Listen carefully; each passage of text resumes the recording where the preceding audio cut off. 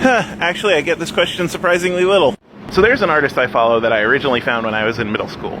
He draws fantasy pictures, anime pictures, he draws his own manga, and he also draws monster girls. Sometimes erotic monster girl. Look, I was a horny teen, okay? Anyway, I followed his art for like the majority of my life. And a couple of years back, he started a Patreon.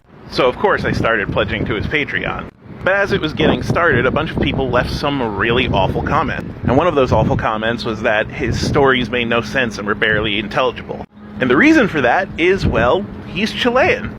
As in, he still lives in Chile.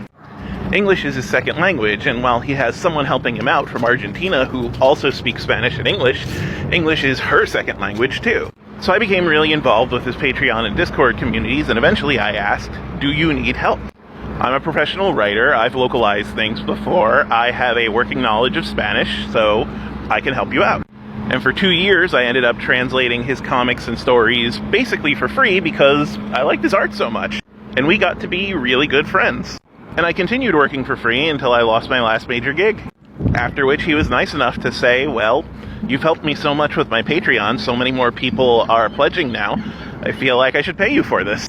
And so now I make my ends meet by localizing stories about monster girls, sometimes erotic stories. And my user pick here is the same as my user pick on Discord, is the same as my user pick in his Patreon, which is basically a monster girl in the universe he created.